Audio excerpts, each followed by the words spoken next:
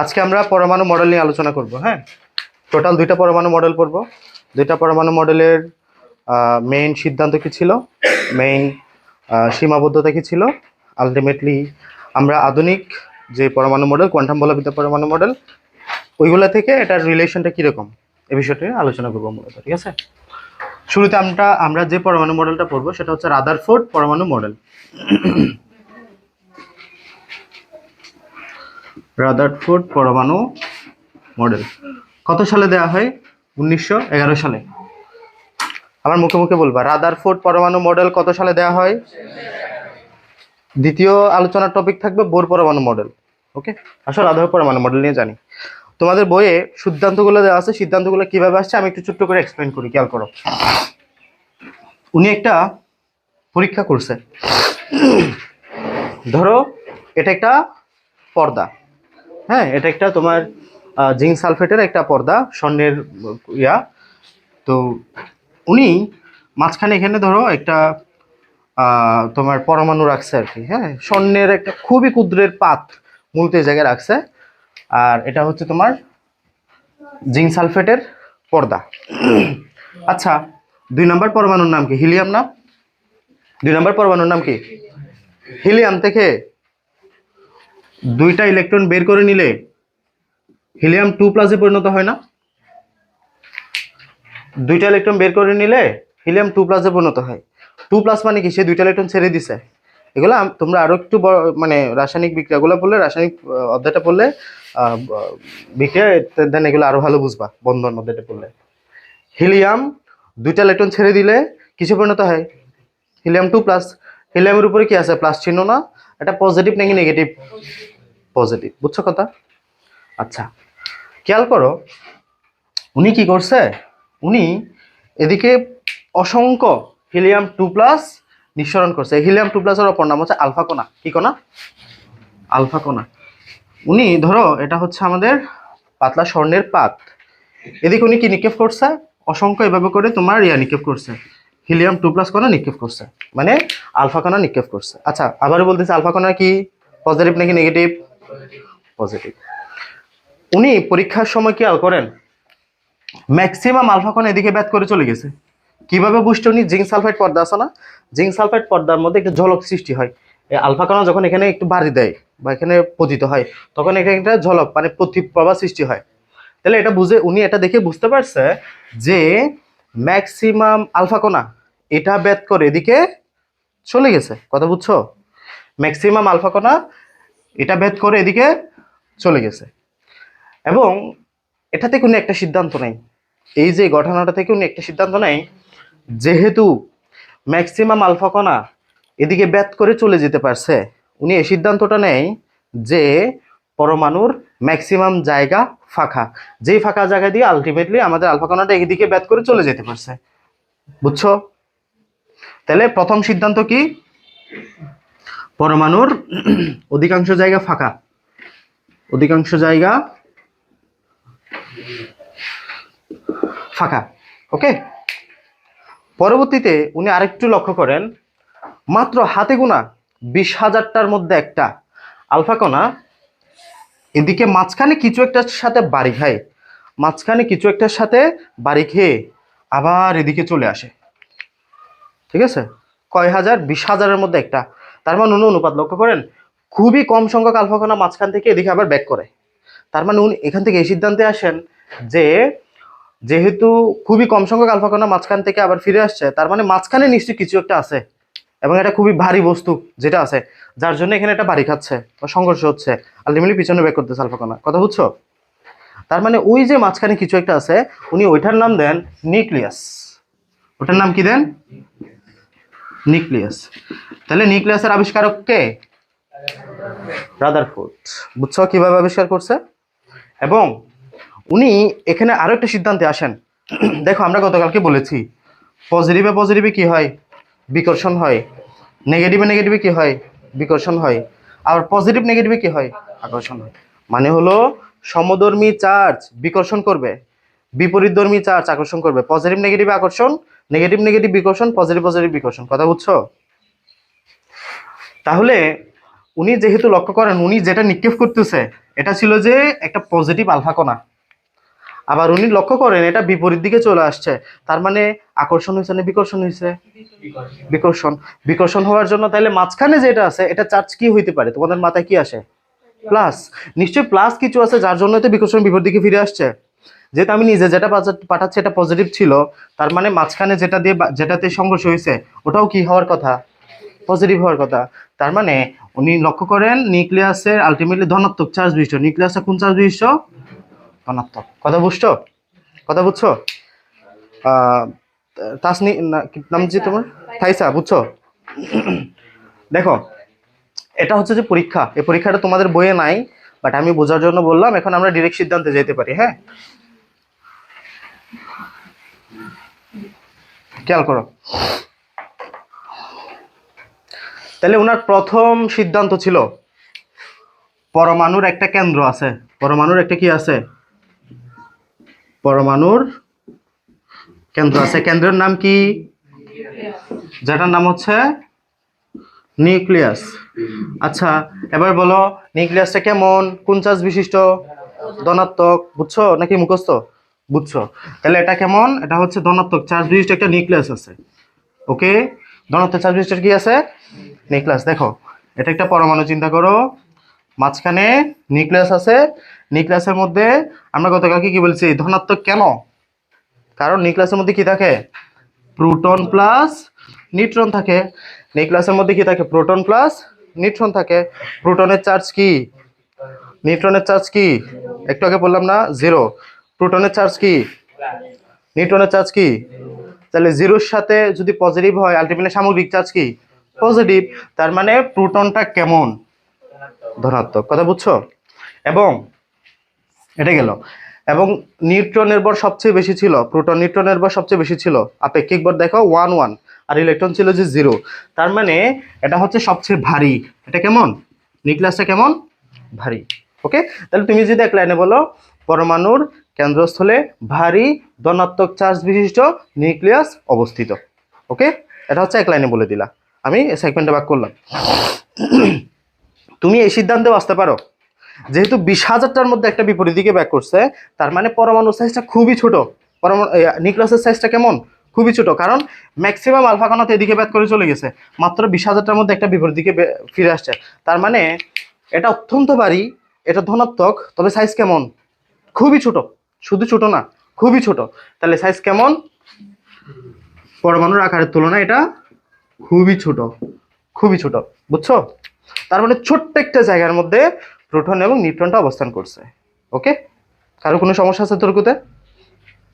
ওকে, এরপরে উনি এই সিদ্ধান্তেও আসেন যে এই নিউক্লিয়াসকে কেন্দ্র করে বিভিন্ন কক্ষপথে নেগেটিভ চার্জ বিশিষ্ট ইলেকট্রন সমূহ ঘূর্ণায়মান থাকে।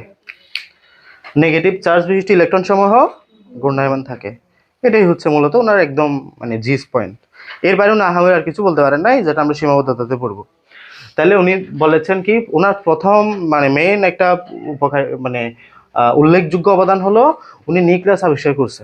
নিউক্লিয়াসের মধ্যে প্রোটন নিউট্রন আছে, দেন ওটা সবচেয়ে ভারী এবং ওটা খুবই ছোট, এবং বিভিন্ন কক্ষপথে ইলেকট্রন সমূহ ঘূর্ণায়মান থাকে।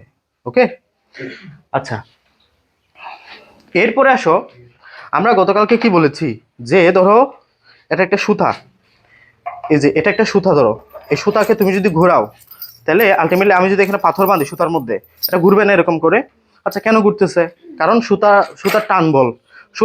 সুতা যদি না থাকতো পাথরটা তুমি ঘুরাইতে পারতা না। তাহলে দেখো ইলেকট্রনটা কত সুন্দর করে ইলেকট্রনকে তোমার নিউক্লিয়াসে কেন্দ্র করে ঘুরতেছে না? এমনি এমনি ঘুরতেছে না, এখানে কোনো একটা বল কাজ করতেছে নিশ্চয়ই। তা আমরা বলতেছি ইলেকট্রন কেমন? নেগেটিভ। নিউক্লিয়াস কেমন? পজিটিভ। নেগেটিভে পজিটিভে একটা আকর্ষণ বল কাজ করবে না? এই আকর্ষণ বলের জন্যই মূলত ইলেকট্রন সমূহ নিউক্লিয়াসকে কেন্দ্র করে ঘুরতেছে। বুঝছো? গেল। এবং এটা হচ্ছে কেন্দ্রমুখী আকর্ষণ বল।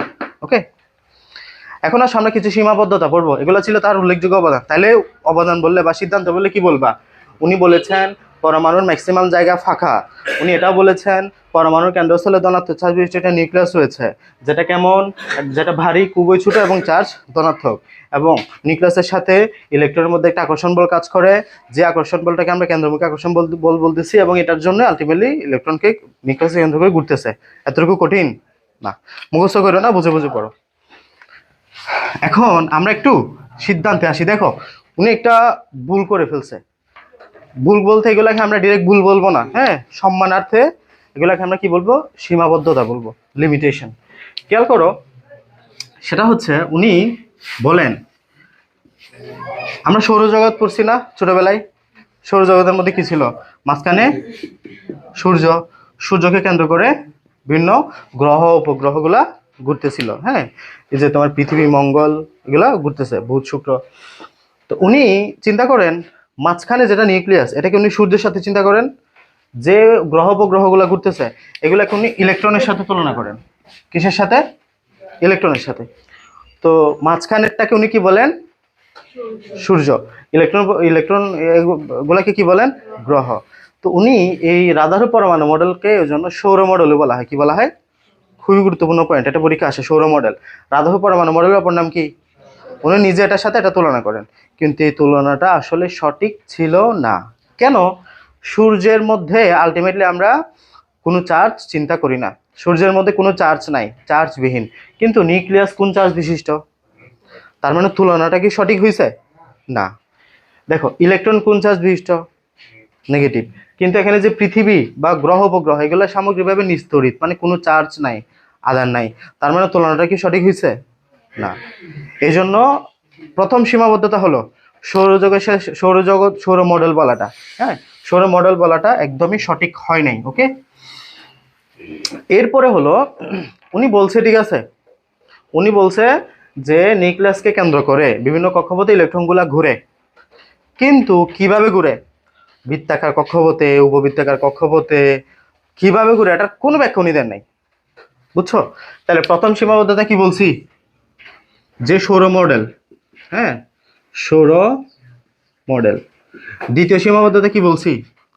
যে আমাদের কোন কোন কক্ষপথের ধারণা দেয় নাই, হ্যাঁ, কক্ষপথের ধারণা, এগুলো আমি একদম সামারিতে লিখে দিচ্ছি, হ্যাঁ। তাহলে প্রথম কথা হচ্ছে উনি এটাকে সৌর মডেলের সাথে তুলনা করেছেন, যেটা ভুল ছিল। দ্বিতীয় কথা হচ্ছে কক্ষপথের ধারণা দেয় নাই। উনি বলছে ঠিক আছে ইলেকট্রনটা ঘুরে, কিন্তু কেমনে ঘুরে? বৃত্তাকার, উপবৃত্তাকার, অধিবৃত্তাকার, কেমনে ঘুরে এটার কোনো আইডিয়া উনি দিতে পারে নাই। এটা হচ্ছে ওনার একটা সীমাবদ্ধতা। ওকে, গেল। আরেকটা আমরা সীমাবদ্ধতা পড়তে পারি, সেটা হলো, দেখো উনি যেটা বলছেন যে একটা তোমার পজিটিভ চার্জকে কেন্দ্র করে, চাবি, হ্যাঁ, না নিয়ে যাও। উনি যেভাবে বলছে যে একটা পজিটিভ চার্জকে কেন্দ্র করে ইলেকট্রনটা এরকম করে ঘুরতেছে, আসলে যদি এরকম ঘুরতে থাকে ঘটনা কি হচ্ছে খেয়াল করো। ঘটনা এরকম হবে, যদি এরকম আসলে ঘুরতে থাকে, এরকম বৃত্তাকার কক্ষপথে যদি ঘুরতে থাকে, তাহলে কক্ষপথের আকারটা আস্তে আস্তে ছোট হয়ে যাচ্ছে না? ছোট হইতে হইতে হইতে হইতে একসময় নিউক্লিয়াসে পতিত হচ্ছে না? এটাকে আমরা ম্যাক্সওয়েলের থিওরি বলবো, হ্যাঁ। ম্যাক্সওয়েলের থিওরি অনুসারে উনি বলেছেন এভাবে যদি বৃত্তাকার কক্ষপথে ইলেকট্রন ঘুরতে থাকে, তাহলে এগুলো একসময় কেন্দ্রে পতিত হবে। এই কেন্দ্র যদি পতিত হয়, নিউক্লিয়াসের আর কোনো অস্তিত্ব আছে? পরমাণুর কোনো অস্তিত্ব আছে? তার মানে ওনার এই বলাটাও সীমাবদ্ধতা ছিল। বুঝছো? বুঝছো কিনা? তাহলে তিনটা সীমাবদ্ধতা আমরা বললাম। প্রথম কথা, উনি সৌর মডেলের সাথে তুলনা করছে, এটা সঠিক হয় নাই। দ্বিতীয় কথা, উনি কক্ষপথের কোনো ধারণা দেয় নাই। তৃতীয়, উনি ম্যাক্সওয়েলের তথ্য অনুসারে এভাবে যদি ঘুরতে থাকে, তাহলে এটা একসময় কেন্দ্রে পতিত হওয়ার কথা ছিল। কিন্তু আসলে তো আমরা এমনটা দেখি না। আসলে আমরা এমনটা দেখি না, তার মানে এখানে কোনো একটা কিছু মিস্টেক আছে। ওকে, তিনটা কথা। তাহলে রাদারফোর্ড পরমাণু মডেল খুবই সহজ, পরীক্ষা আসেও না, এত সহজ আসবে বোর পরমাণু মডেলটা। তাহলে আমরা মিনিমাম পয়েন্টটুকু বুঝতে হবে, রাদারফোর্ড পরমাণু মডেল 1911 সালে দেয়। ওনার মেন কথা কি ছিল? উনি নিউক্লিয়াস আবিষ্কার করে, নিউক্লিয়াসের মধ্যে কি থাকে? প্রোটন প্লাস নিউট্রন, ইলেকট্রন সমূহ নিউক্লিয়াসকে কেন্দ্র করে বৃত্তাকার কক্ষপথে ঘুরতে থাকে, আর অধিকাংশ জায়গা ফাঁকা। ওনার সীমাবদ্ধতা কি? উনি সৌর মডেলের সাথে তুলনা করেছেন, উনি কক্ষপথের কোনো ধারণা দেন নাই। এরপরে হচ্ছে আমাদের এভাবে ম্যাক্সওয়েলের তথ্য অনুসারে এভাবে যদি ইলেকট্রনটা ঘুরতে থাকে বিভিন্ন কক্ষপথে, আলটিমেটলি এটা আমাদের কেন্দ্রে পতিত হবে। ওকে, অস্থায়ী একটা অবস্থা প্রাপ্ত হবে। এটা হচ্ছে কথা। এরপরে আমরা যেটা বলবো সেটা হচ্ছে বোর পরমাণু মডেল।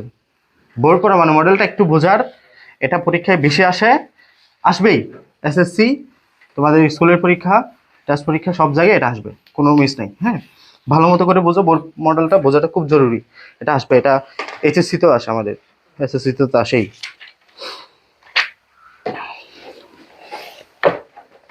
দেখো বোর পরমাণু মডেল কত সালে দেওয়া হয়? 1913, ঠিক 2 বছর পরে। বোর সাহেব মূলত রাদারফোর্ড পরমাণু মডেলের রাদারফোর্ড সাহেবের ল্যাবরেটরিতে কাজ করতো। হ্যাঁ, সো উনি এখান থেকে কিছু ধারণা পাইতে পাইতে ঠিক 2 বছর পর উনি নিজে একটা পরমাণু মডেল দেয়। এটা মোটামুটি বেশ গ্রহণযোগ্য। তখন যদি বলা হয় রাদারফোর্ড এবং বোর থেকে কার পরমাণু মডেল অধিক গ্রহণযোগ্য? বোর। বোর অনেক অধিক গ্রহণযোগ্য। আচ্ছা, ওনার পয়েন্টগুলো কি কি ছিল দেখো। শুরুতেই খুবই গুরুত্বপূর্ণ প্রতিটা পয়েন্ট, তিনটা জাস্ট পয়েন্ট পড়বো, তিনটাই বুঝতে হবে। শুরুতে উনি বলেন যে আমাদের পরমাণু সমূহ যে বিভিন্ন কক্ষপথে ঘুরে, এই কক্ষপথগুলো বৃত্তাকার। বৃত্তাকার কক্ষপথে ইলেকট্রন সমূহ ঘুরে। বৃত্তাকার কক্ষপথে নিউক্লিয়াসকে কেন্দ্র করে, নিউক্লিয়াসকে কেন্দ্র করে ইলেকট্রন সমূহ ঘুরে। এই কথাটার মাধ্যমে বোর পরমাণু রাদারফোর্ড পরমাণু মডেলের অনেক সীমাবদ্ধতা দূর হয়ে গেছে। তাহলে প্রথম কথা উনি বলছে বৃত্তাকার কক্ষপথে।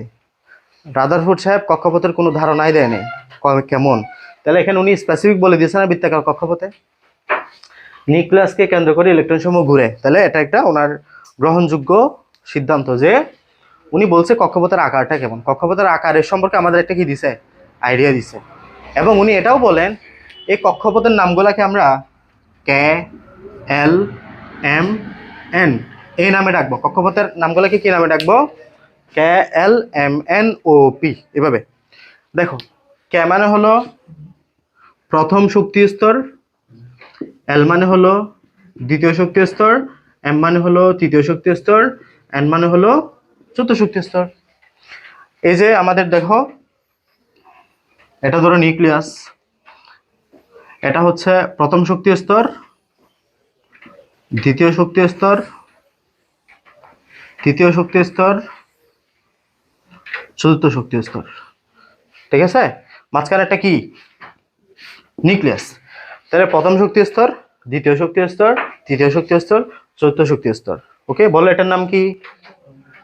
এটার নাম কি? কে। এটার নাম কি? এটার নাম কি? এটার নাম কি? কে, এল, এম, এন। কে, এল, এম, এন। বুঝছো? তাহলে কে মানে কত ধরবা? 1। এল মানে কত ধরবা? এম মানে কত ধরবা? এন মানে কত ধরবা? ভুল হবে এগুলা? লাগবে, এগুলো সূত্রের প্রত্যেকটা বিষয় লাগবে। এগুলো যতদিন পড়ো, এই অধ্যায়টা পড়ো ততদিন লাগবে, মানে সব জায়গায় লাগবে এটা। হ্যাঁ, গুণগত রসায়ন, এইচএসসিতে রসায়নের দ্বিতীয় অধ্যায় প্রথমত, এটা কেন লাগবে, অনেক বিস্তারিত পড়া, একদম বেসিক, বুঝলে খুবই ভালো। দেখো বৃত্তাকার কক্ষপথে ইলেকট্রনগুলো ঘুরতেছে, এই বৃত্তাকার কক্ষপথগুলোর উনি নাম কি দেন? কে, এল, এম, এন। কে মানে প্রথম, এল মানে দ্বিতীয়, এম মানে তৃতীয়, এন মানে চতুর্থ।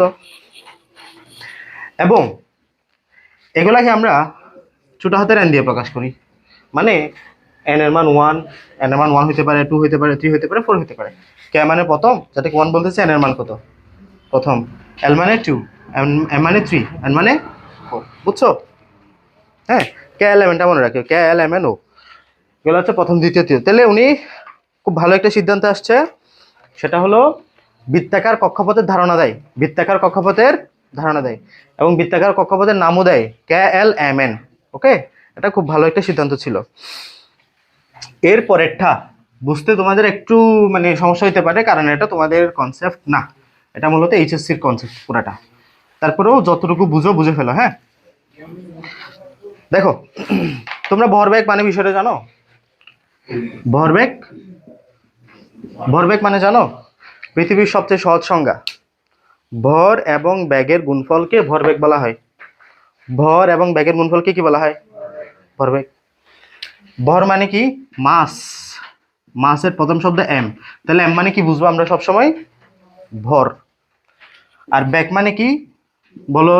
পড়াইছি তো, ভেলোসিটি। হ্যাঁ, ভেলোসিটির প্রথম শব্দ কি? বি। তাহলে ভর মানে এম, ব্যাগ মানে বি, ভেলোসিটি ভি। তাহলে এম বি মানে কি? ভর এবং ব্যাগের গুণফলকে কি বলা হয়? ভরবেগ। তাহলে এম বি মানে কি? ভরবেগ। বুঝছো কিনা? ওকে। এই যে ধরো আমি একটা সরলরৈখিক গতি, এই যে হাঁটতেছি, আমার ভর এবং ব্যাগের গুণফল করলেই তুমি কি পেয়ে যাবা? ভরবেগ। ওকে, রাস্তা দিয়ে একটা গাড়ি চলতেছে, গাড়ির ভর এবং ব্যাগের গুণফল বের করতেছো, ওটাই কি? এমবি, ভরবেগ। ওকে, তুমি বিষয়টা এখন রাস্তা দিয়ে না হাঁটার চিন্তা করে ফ্যান ঘুরতেছে চিন্তা করো, এই যে, বা একটা বৃত্তাকার গতি, এই যে এটা এরকম করে ঘুরতেছে ঘুরতেছে, তাহলে এটারও একটা ভরবেগ আছে না? এটারও একটা ভরবেগ আছে না? তবে এক্ষেত্রে দেখো এটা কৌণিক দূরত্ব পার হচ্ছে, এটা কৌণিক, একটা কৌণিক দূরত্ব পার হচ্ছে না? এই যে কোনটা প্রতিনিয়ত বড় হচ্ছে না? এখানে এখানে এখানে এখানে কৌণিক, এই জন্য নামের আগে আমরা কৌণিক শব্দ বসাবো। কৌণিক ভরবেগ, কি ভরবেগ? কৌণিক ভরবেগ। তাহলে নামের আগে আমরা কি যুক্ত করব? তাহলে এটা হচ্ছে শুধু ভরবেগ, এটা কি? ভরবেগ। আর আমরা কি বলতে চাচ্ছি? কৌণিক ভরবেগ। তো ভরবেগ কখন ইউজ করব? যখন ব্যাগটা সরল রেখায়। আর কৌণিক ভরবেগ মানে কি? যখন ঘূর্ণন, ফ্যান ঘোরা, তারপর হচ্ছে যে তোমার যে কোনো কিছু ঘূর্ণন গতির ক্ষেত্রে তুমি কৌণিক ভরবেগ ইউজ করবা। কেন আমরা কৌণিক ভরবেগ গেলাম? কারণ ইলেকট্রনটা তো তোমার ঘূর্ণন গতিতে আছে, ঘুরতেছে। এই ইলেকট্রনটা কেমন? ঘুরতেছে, তার মানে এটা কি? কৌণিক গতি না? এই যে তুমি সরলরেখার কৌণিক ভরবেগ ইউজ করলে হবে? কৌণিক ভরবেগ বলতে হবে।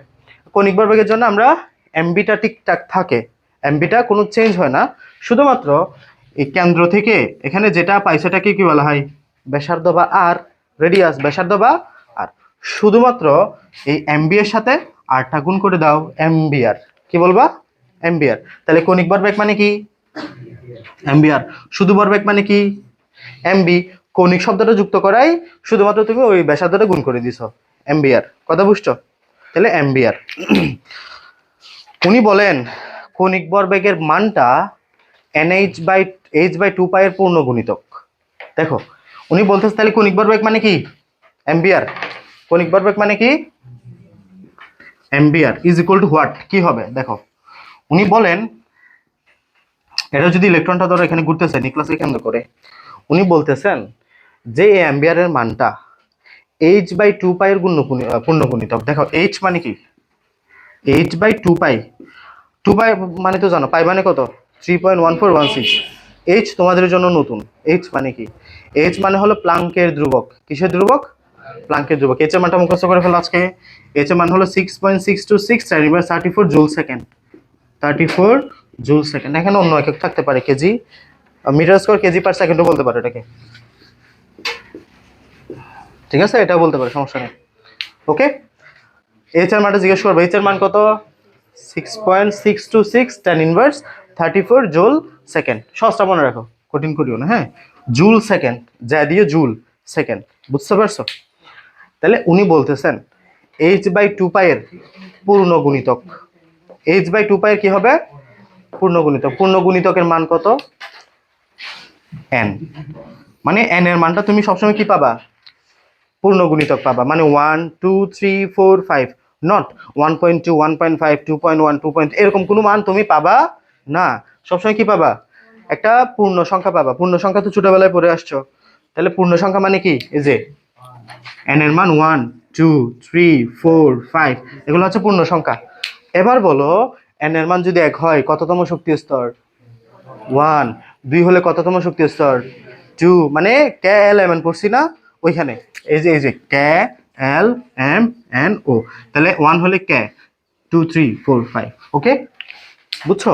তাহলে আমি আবারও বলি, উনি বলেন এই অ্যাম্বিয়ারের মানটা h/2π এর পূর্ণ গুণিতক হবে। মানে হলো n এর পূর্ণ গুণিতক হবে।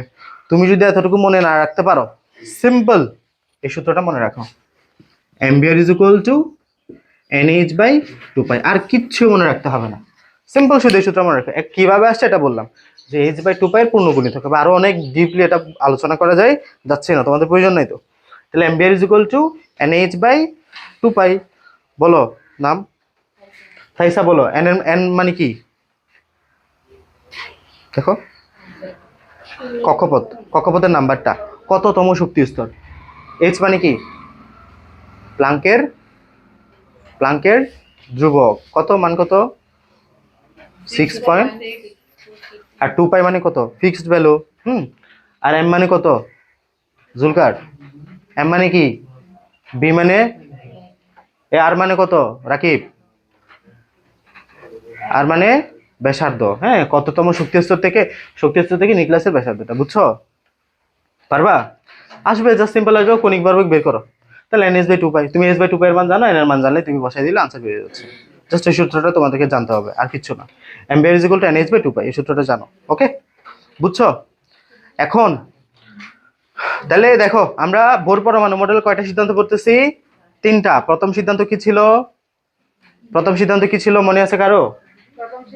হ্যাঁ, ইয়েস, উনি বলেন ইলেকট্রনটা যেন তেন ভাবে ঘুরতেছে না, একটা বৃত্তাকার কক্ষপথে ঘুরতেছে।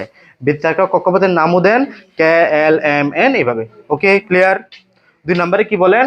m² = nh/2 আর কোনো কথা না। তৃতীয় নম্বরে আসো এবার। দেখো, তৃতীয় নাম্বারটা সবচেয়ে ইন্টারেস্টিং, এবং এটা তোমাকে বুঝতে হবে, না বুঝলে হবে না। ধরো এটা একটা কক্ষপথ, এখানে আরেকটা কক্ষপথ, এখানে আরেকটা কক্ষপথ, এখানে ধরো যেটা নিউক্লিয়াস, হ্যাঁ, নিউক্লিয়াসের মধ্যে প্রোটন প্লাস নিউট্রনটা আছে, ওকে? তাহলে বলো এটা কত নাম্বার শক্তি স্তর? 1, এটা 2, এটা, ওকে? এতটুকু বুঝছো চিত্রটা? দেখো, আমাদের ওনার থার্ড নাম্বার যে এটা ছিল, এটা কি ছিল? যদি কোনো ইলেকট্রন এক শক্তি স্তর থেকে অন্য শক্তি স্তরে ওঠানামা করে।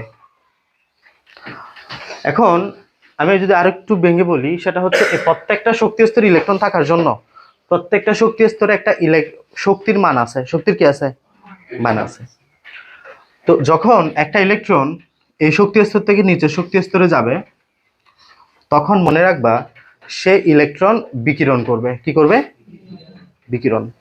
তার মানে যখন উপরের শক্তি স্তর থেকে নিচের শক্তি স্তরে আসবে, তখন কি করবে ইলেকট্রন? শক্তি বিকিরণ করবে, মানে শক্তি ছেড়ে দিবে, সে শক্তি ছেড়ে দিবে। কেন? কারণ হলো এই শক্তি স্তরের শক্তির পরিমাণ ধরো যে তুমি 200 জুল, এই শক্তি স্তরের শক্তির পরিমাণ ধরো যে 150 জুল, আমি আন্দাজে বলতেছি আর কি বোঝার জন্য। তাহলে 200 জুল থেকে সে 100 জুলের শক্তি স্তরে আসতেছে, তার মানে কম শক্তি সম্পন্ন একটা অরবিটালে আসতেছে না? তখন সে শক্তি ছেড়ে দিতে হবে না গ্রহণ করতে হবে? 200 থেকে 150 আসা মানে কি বাকি 50 জুল শক্তি সে বাইরে বের করে দিবে, বিষয়টা তেমন। তাহলে এখানে শক্তি বিকিরণ করবে। কি করবে? কথা ক্লিয়ার? তাহলে একটা উপরের শক্তি স্তর থেকে যখন নিচের শক্তি স্তরে আসবে, শক্তির শোষণ হবে না বিকিরণ হবে? বিকিরণ, ওকে? আর যখন নিচের শক্তি স্তর থেকে উপরের শক্তি স্তরে যাবে, তখন শক্তি শোষণ হবে। কি হবে? যখন নিচের শক্তি স্তর থেকে উপরের শক্তি স্তরে যাবে, তখন শক্তি কি হবে? কেন শোষণ হবে? কারণ হলো এই যে শক্তির লেভেল, ধরো এখানে 200 জুল ধরলা না, এখানে ধরো যে 250 জুল শক্তির লেভেলটা, তাহলে যখন এই ইলেকট্রনটা এখান থেকে এখানে যাবে, তাহলে তাকে আরো 50 জুল শক্তির অধিকারী হতে হবে। 50 জুল শক্তি বাইরে থেকে নিতে হবে না? এই যে সে বাইরে থেকে শক্তিটা এখন শোষণ করবে, বাকি 50 জুল শক্তি। তাহলে যখন একটা ইলেকট্রন নিচ থেকে উপরে যাবে, শক্তি বিকিরণ না শোষণ? শোষণ। আমি সামারি বলি যে যখন একটা ইলেকট্রন উপর থেকে নিচে আসবে, শক্তি কি করবে? বিকিরণ। যখন নিচ থেকে উপরে যাবে, শক্তি কি করবে? ক্লিয়ার? ওকে? এখন এই যে এখানে শক্তির শোষণ হবে, বিকিরণ হবে, এটাকে আমরা সূত্রের মাধ্যমে প্রকাশ করব। তো এখানে সূত্রটা আমরা তোমার ভেঙে দেখাইতে পারি, কোনো দরকার নাই, হ্যাঁ, তোমাদের মাথায় ঢুকবেও না বা ঢোকানোর প্রয়োজনও নাই। তোমাদের যা সূত্রটা বলে দিচ্ছি, এই যে কতটুকু শক্তি বিকিরণ বা শোষণ হচ্ছে, এটা আমরা Hv = Hc/λ এটা দিয়ে প্রকাশ করব। এটা দিয়ে আমরা এটা পড়বো, ওকে? Hv = Hc/λ। তাহলে দেখো, সি মানে কি? সি মানে কি জানো? ইয়েস, সি মানে কি? আলোর বেগ। বলো আলোর বেগ কত শূন্যস্থানে? 3 × 10⁸ m/s²। সি মানে কি? আলোর বেগ। এইচ মানে কি? একটু আগে বলছি, প্লাঙ্কের ধ্রুবক। ল্যামডা মানে কি? তরঙ্গ দৈর্ঘ্য। এই যে এখান থেকে ইলেকট্রনটা এখানে আসা যাওয়া করতেছে, এখানে একটা বর্ণালী তৈরি হচ্ছে, বর্ণালী তরঙ্গ দৈর্ঘ্য আমাদের জানতে হবে, ঠিক আছে? তো আমরা আলটিমেটলি এখানে ল্যামডা ইজ ইকুয়াল টু, আচ্ছা এটা জানলে হবে, এটা দিয়ে হয়ে যাবে, লাগবে না, বুঝছো? এটাই, এটা লাগবে আমাদের।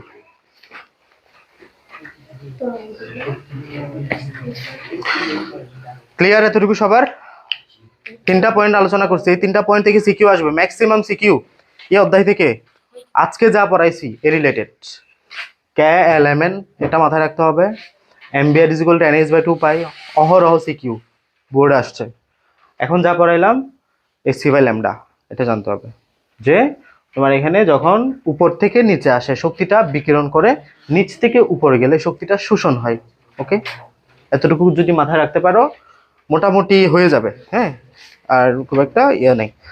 তাইলে বলো, এখন ওনারও কিছু সীমাবদ্ধতা আছে, সাফল্যগুলো নিয়ে তো আমরা পড়ছি যে উনি বেশ আমাদের কক্ষপথের ধারণা দিছে, বর্ণালীর ধারণা দিছে, তারপর ইলেকট্রন শোষণ বিকিরণের ধারণা দিছে, বেশ সাফল্যজনক একটা মডেল কিন্তু উনি উপস্থাপন করছে। তো এগুলো তোমরা এখানে পড়বা, বইয়ে দেওয়া আছে।